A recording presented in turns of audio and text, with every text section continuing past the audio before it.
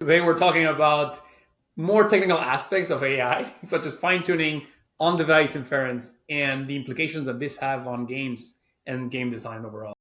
Maybe for the audience, maybe not everybody knows about it, but it's basically a paper that was published by a team at Stanford, where they were showcasing that there were 25 agents governed by LLMs interacting inside a village, and the behavior that they were generating was very credible, I would say.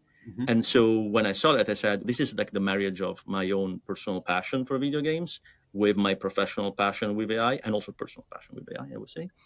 And so this is exactly what I would want to do moving forward, and that's the reason why I jumped on it. Yeah, I remember when that paper came out, and for those that, again, aren't familiar, the generative agents, you can find it through just searching for that term, but also there were a lot of articles that came out about the fact that the agents put together a Valentine's Day party successfully. So that's another search term if you're familiar with the paper.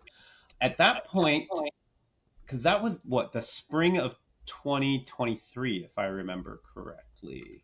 Yeah, I think the paper came out around, probably late spring 2023. Yeah. I discovered about it mid to end 2023.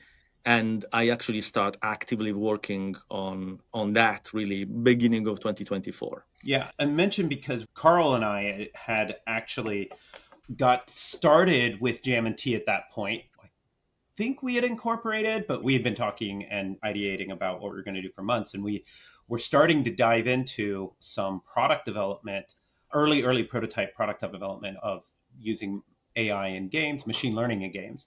And when that paper came out, it was really a validation, because there were, not that there were arguments with Carl and I, of course, there never were arguments, but more that just it wasn't really clear. It was very theoretical. And that kind of really helped solidify our idea that, no, this is the thing we're going to try.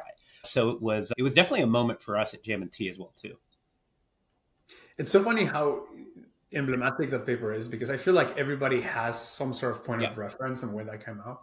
Because I remember at that point I was drafting laundry lists of things I wanted to build with this, and at the top was I wanted to build games. I had written I wanted to mod open Morrowind. There's the fork of Morrowind. I was like, I'm gonna make them all smart. And then the paper came out, and I was like, shoot, somebody already beat me to it. I was like, how the hell? And of course, a lot of people were thinking about it, but it's so stuck on people's minds. That was just such an emblematic paper.